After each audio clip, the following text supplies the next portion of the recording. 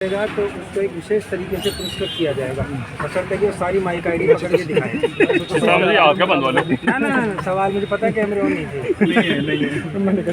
क्या कोई व्यक्ति इतिहास दोहराना चाहेगा कि एक ही व्यक्ति सारी माइक आईडी पकड़े? चलो रोलिंग करो। हाँ सर, सीताराम जी पूछो। सर आज जो पूरा मामला था इसके बारे में क्या हुआ क्या नहीं? देखिए, ये पूरा मामला नहीं है। ये हिंदुस्तान के युवाओं के साथ जिस प्रकार से मोदी सरकार ने अग्निपथ जो योजना लागू की है और वो भी संविदा पे, उसके विरोध में पूरा हिंदुस्तान का युवा सड़कों पे है। और जो माता पिता ये सपना देखते थे कि मेरा बेटा सेना में जाएगा, हमारे परिवार का, समाज का और इस देश का नाम रोशन करेगा, आज उनकी आंखों में भी आंसू। जिस प्रकार से आज ये पत्थरबाजी की गई है, आम पब्लिक को भी इसका नुकसान है, बाजार भी है, छोटे बच्चे भी आते जाते हैं, यह तरीका क्या सही था इस प्रकार का आक्रोश प्रकट करने के लिए? सबसे पहले तो जिन लोगों ने पत्थरबाजी की है, एक आक्रोश है जो युवावस्था में है। जो व्यक्ति 21 से अधिक हो गया, 3 साल से मेहनत कर रहा है, आप लोग सोच समझ सकते हैं, हम सब लोग समझ सकते हैं कि जो माता पिता मजदूरी करके अपने बेटे की फीस टाइम पे पहुंचा रहे हैं और वो उनका बेटा 3 साल से रेगुलर कोचिंगों में सेना की तैयारी कर रहा है। और आप ये मानो कि अभी आपने एयरफोर्स में तो देखा होगा, रिजल्ट आने के बाद में भी उनको लोग उनके वापस उनको कर दिया। आप सोचो उन बच्चों के ऊपर क्या बीते और उन बच्चों के भविष्य का क्या होगा जो 24 साल के हो गए। हमने आरएलपी पार्टी के सुप्रीमो सम्मानीय बेनीवाल जी ने सदन के अंदर राजनाथ सिंह जी से पूछा था, क्या आप इन युवाओं को 3 साल की छूट देंगे? तो उसमें उन्होंने कहा था कि हम इनको छूट भी देंगे और जल्दी भर्ती प्रक्रिया चालू करेंगे। उसके बावजूद मोदी सरकार जिस प्रकार हट धर्मिता पे आई हुई है, इस देश के युवाओं के भविष्य के साथ जो खिलवाड़ किया जा रहा है, आज आप लोग और हम लोग जो शांतिपूर्वक तरीके से इस देश में रह रहे हैं, उसका मुख्य कारण है कि देश की सीमाओं के ऊपर जवान खड़ा हुआ है। -20 डिग्री के अंदर भी वो जवान देश की रक्षा के लिए तत्पर रहता है।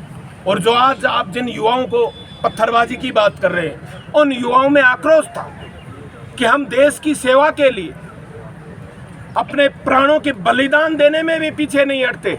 लेकिन हमारे साथ भी जिस प्रकार का राजनीतिक खेल खेला जा रहा है, आप सदनवीर क्यों नहीं बनाते?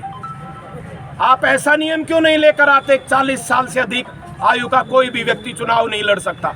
आप तो 100 साल के भी प्रधानमंत्री बन सकते हो और एक युवा सिर्फ 21 साल का सेना में जा सकता है।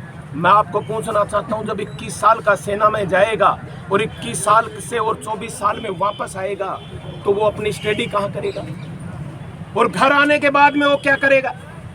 आपने देखा होगा कि सेना की भर्ती के लिए जहां 5000 पद निकलते हैं, वहां 55 लाख लोग आवेदन करते हैं और 55 लाख लोग आवेदन करते हैं तो एक व्यक्ति का 2000 का जो फॉर्म फीस होती है, आप 2000 से आप गुणा कर लीजिए। भारत सरकार उनको कुछ दे नहीं रही है, भारत के युवाओं से ले रही है। और उसके बावजूद भी मैं उन नेताओं को भी कहना चाहता हूं जो फेसबुक ट्विटर की राजनीति करते हैं और कहते हैं कि इनको समझो, पहले तो आप समझो।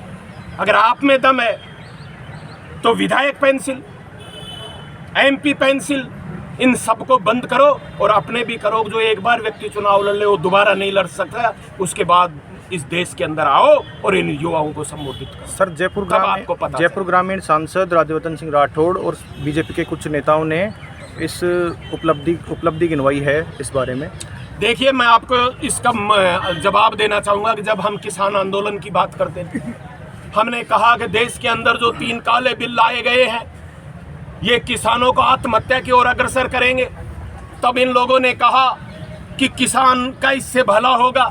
आप देखिए, उसके 14 महीने बाद भी मोदी सरकार घुटनों के बल आई और अब किसानों ने बात नहीं की उसको अपने आप वापस लेना पड़ा। और अगर आज भी मैं तो कहना चाहता हूँ, अगर मोदी सरकार फिर इसको जो ये दे रहे हैं अग्निपथ योजना संविदा पर, इसको अगर वापस नहीं किया गया तो पूरे हिंदुस्तान का जो माहौल होगा इनसे संभलेगा नहीं। ये फेसबुक पर तो कर लेते हैं, लेकिन जनता के बीच तो जाना पड़ेगा ना। ये युवाओं के बीच अगर गलती से आ गई तो इनकी क्या स्थिति होगी। आप लोग आज देख सकते हो कि युवाओं में कैसा आक्रोश था।